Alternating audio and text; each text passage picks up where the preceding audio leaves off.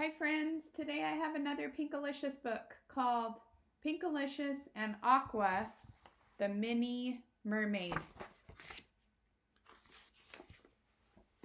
Peter and I were going to see our mermini friend Aqua for a special play date. She was going to show us all her favorite seaside spots.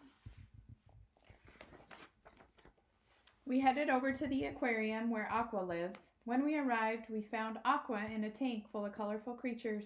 "Hi, Aqua," I said, "ready to go." "Just a moment," she replied. "I'm almost done teaching this school of fish how to mamba."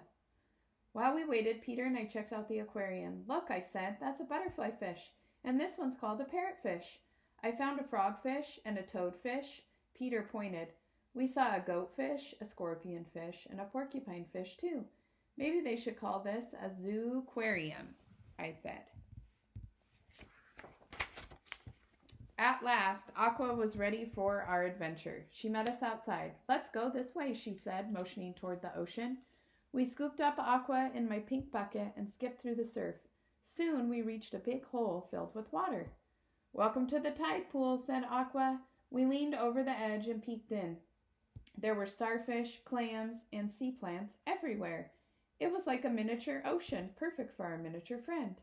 "This is my favorite spot to think," said Aqua. "Clams make great listeners." Peter stepped on something flat and smooth as we walked along the coast. "What's this?" he said. "Oh," cried Aqua, "a sand dollar. How wonderful." Peter's eyes widened. "A sand dollar? Excuse me, Aqua, but I need to borrow this bucket." Aqua and I relaxed on the shore as Peter hunted for sand dollars. "Should we tell him it's not real money?" Aqua whispered. "Maybe in a minute," I said.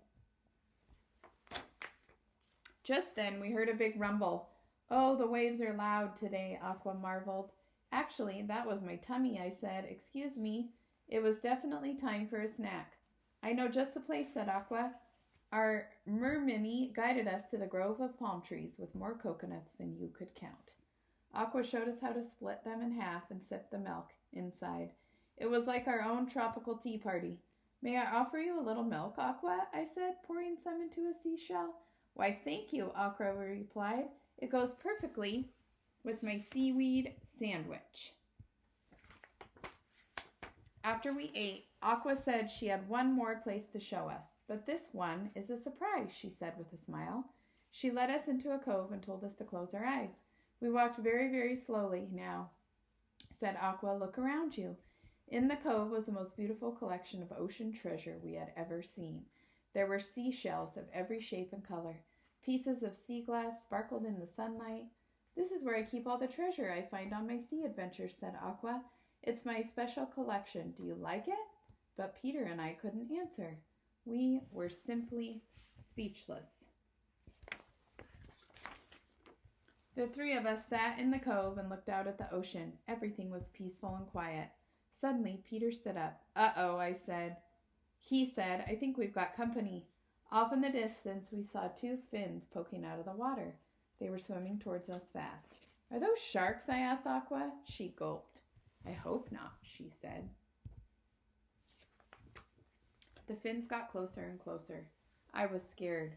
"What are we going to do?" said Peter. "Maybe they just want to be friends," I said, though I wasn't so sure there was such a thing as a friendly shark. Just then, the creatures burst out of the water.